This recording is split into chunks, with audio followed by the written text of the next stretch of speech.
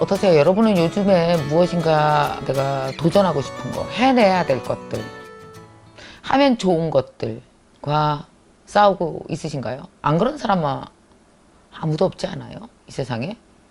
뭘 하건 해야 될 게 있잖아요. 뭐 아이들을 길러도 그렇고, 뭐 살림을 해도 그렇고, 직장을 다니건, 학생이건, 뭐 우리 딸도 지금 중학교 2학년인데 걔도 반드시 해내야 될 일들이 다 있어요. 그게 없는 사람은 없어요. 아마 태어나서 어느 정도 나이가 되기 시작하면 모든 인간은 내가 해내야 될 걸 해내는 그런 걸 무슨 과목이라고 해야 될까?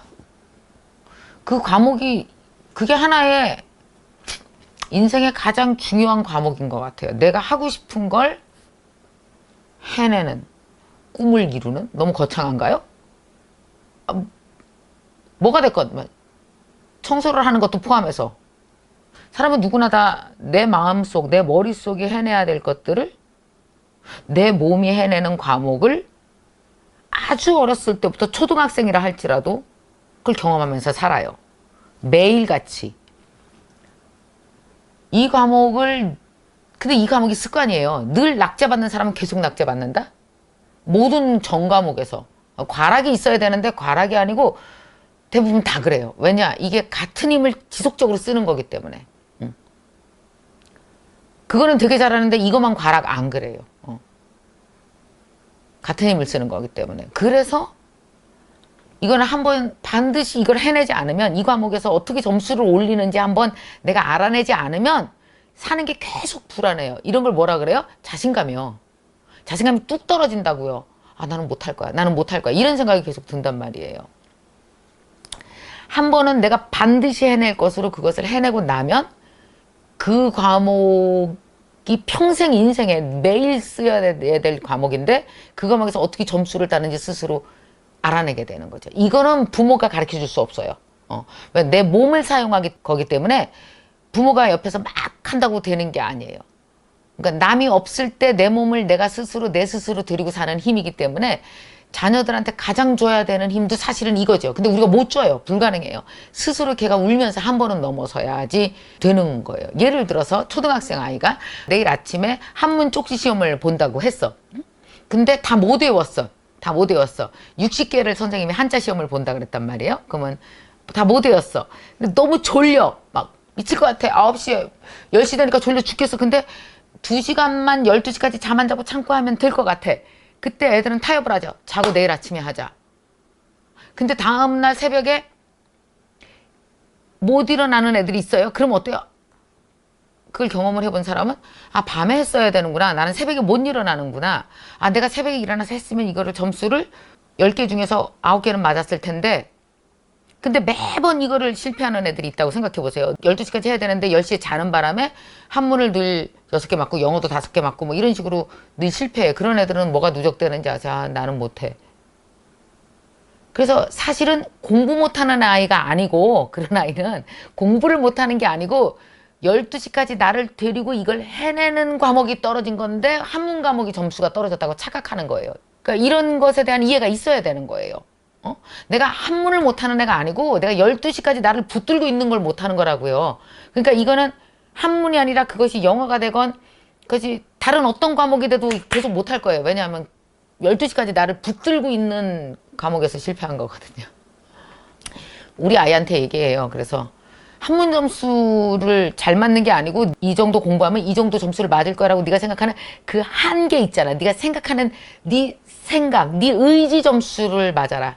의지 점수.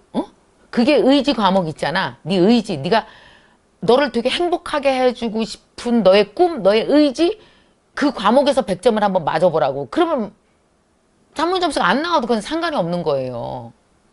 이 내 꿈, 내 의지 과목에서 자꾸 과락을 하게 되잖아요. 그러면 못 살아. 나를 데리고 사는 힘을 다 잃어. 불안해 미치겠거든. 꿈꾸면 뭐예요? 그게 과락인데. 이렇단 말이에요. 내 애들한테 얘기하는 것도 그거예요. 내가 나중에 할머니 돼서 죽어. 그래도 애들한테 가장 필요한 과목, 의지와 내 꿈을 실천하는 그 과목에서 점수를 맞을 줄만 알면 걔는 사는데 아무 문제가 없거든요. 제가 얼마 전에 이 과목에서 점수를 얻은 사람을 본 적이 있단 말이에요. 이분은 건축가예요. 근데 프랑스로 건너갔어요. 직장 다니다 그만두고 프랑스로 건너가서 이제 건축 공부를 시작하려고 간 거예요. 근데 참 웃기죠, 사람이. 건축 공부를 하려고 갔는데 이 사람이 막상 걸려서 넘어진 건 뭐게요? 불어요. 건축까지 가지도 못해. 불어에서 걸려 넘어져. 아니, 불어를 할 줄 알아야지 건축까지 갈 거 아니에요. 많은 사람들이 대부분 내가 하고 싶은, 이루고 싶은 꿈은 저긴데 그 전에 첫 관문에서 넘어져요. 근데 대부분 그 첫 관문이 가장 의지를 필요로 하는 과목이야. 대부분. 기초니까. 기초일수록 의지를 훨씬 더 많이 필요로 해요. 이 의지가 다 채워지면은 한 8까지만 가면 나머지 둘은 금방 오히려 훨씬 더 쉬울 수가 있어요. 저도 마찬가지예요. 나도 외국에 나가서 강의하고 싶어 하고 있잖아요. 그러면 뭔가 왜 무대에 나가서 외국 나가서 강의하는 거는 그거는 나중에 2만 채우면 돼요. 근데 8까지가 뭘까요? 영어 공부요. 대부분 여기서 걸려 넘어지는 거거든. 이분도 건축 공부를 하고 싶었지만 걸려 넘어진 건 불어였어요. 더군다나 이 건축이라는 것은 집을 짓고자 하는 그 건축주와 함께 그 철학적인 얘기, 인생에 대한 얘기 모든 걸 나눠야 되기 때문에 정말 일상의 회화보다 훨씬 높은 수준의 불어를 구사해야 되는 거죠. 그리고 또 어때요? 수업을 하는 것도 건축이라고 하는 것이 굉장히 철학적인 대화를 요한대요. 정말 많은 공부를 해야 되는 거예요. 책도 많이 읽어야 되고. 근데 불어 하나도 모르고 이제 파리에 가서 부딪힌 거 아닙니까? 어떻게 했어야 될까요? 그럼 여러분 여기서 한번 이야기합시다. 그럼 불어를 하루에 몇 시간을 하면 불어에 대한 부담감이 없이 공부를 할 수 있을까요? 불어를 하루에 몇 시간을 해야 내가 건축 공부를 할 수 있을까요? 내가 그분한테 물어봤어요. 그 하루에 몇 시간 하셨어요? 그랬더니 20시간 했어요.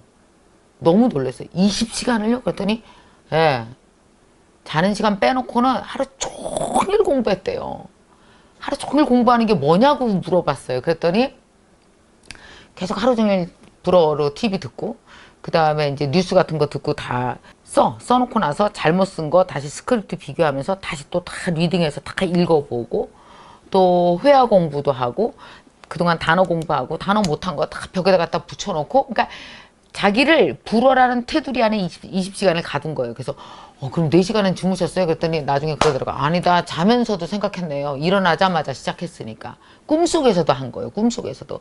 그럼 그런 식으로 얼마를 했어요? 라고 물어봤어요. 그랬더니 1년 반을 그렇게 했대요. 하루도 안 빼놓고. 그러니까 나중에 조금 하게 되더라고. 이런 얘기를 하더라고요. 사람이요. 이게 꿈과 의지 과목이라는 게 있잖아요. 거기서 100점을 맞아야 그 다음으로 넘어갈 수가 있어요.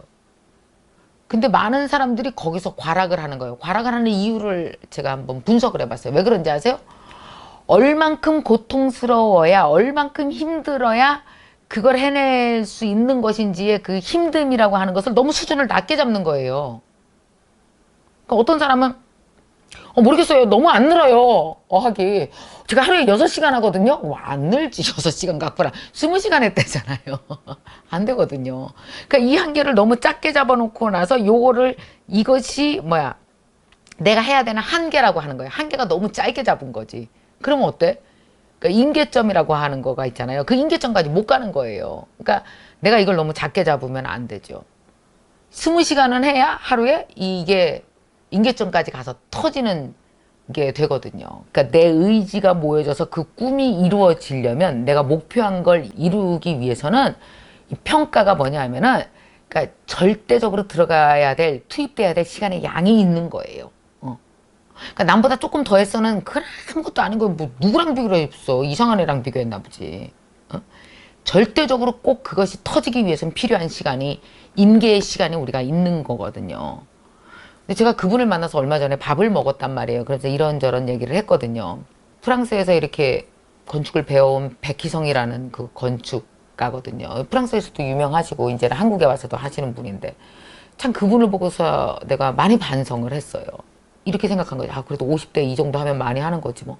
내가 일하면서 이 정도면 많이 하는 거지 뭐. 이게 뭐예요?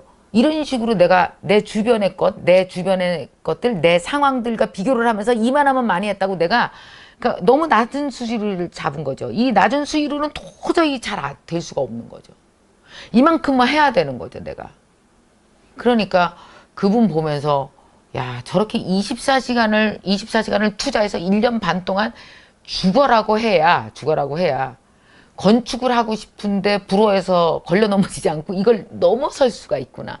그래서 24시간 동안 불어를 1년 반 동안 죽으라고 하는, 물론 그 후에도 계속 지속적으로 열심히 했죠. 그분은 1년 반만 했겠습니까? 왜냐면 언어라는 게 10단계가 있잖아요. 1단계 넘으면 그 단계 또 고비가 오고 그 고비를 다 넘었겠죠. 그걸 위해서 이분이 저 고생을 해서 자기가 하고 싶은 건축 공부를 해냈구나 라고 생각이 드니까 반성을 진짜 많이 했어요. 아, 내가 너무 적게 하면서 많은 걸 바랬구나. 많은 사람의 꿈이 좌절하는 이유는요, 내가 적게 노력하고 많은 걸 원해요. 그래서 잘 안 되는 거예요. 많은 사람의 좌절은 이게 뭐냐면 공식이 잘못돼 있어.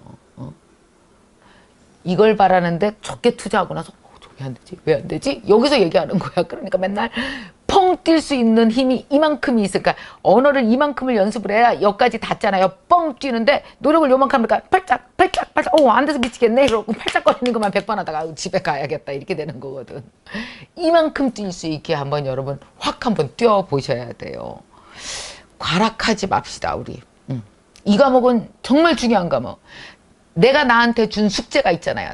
살 빼야지, 영어 해야지, 뭐 이번부터 운동 시작해야지, 뭐 되게 많을 거 아니에요 여러분. 이번 시험 진짜 잘 봐야지. 운전면허 시험 꼭 붙어야지. 얼마나 작고 혹은 크거나 작은 꿈들이 굉장히 많습니까? 내가 나를 좋아하기 때문에 나한테 준 숙제. 근데 그 숙제를 풀려면 이만큼 뛰어야 되는데 우리는 이런 식으로 자잘하게 뛰다가 저 진짜 좌절, 이런 걸 뭐라고 그러는지 아시죠? 개인적으로 굉장히 창의적 좌절을 하시는 분이 있어요. 없는 좌절, 자기가 알아서 하는 사람. 그러니까 여러분 우리 이 과목은 한번 우리 과락하지 맙시다. 여러분이 원하는 그 어떤 종목이라도 좋아요. 그 종목을 목표로 잡고 우리가 이걸 해내야 된다. 이거 해내면 나한테 너무 좋아.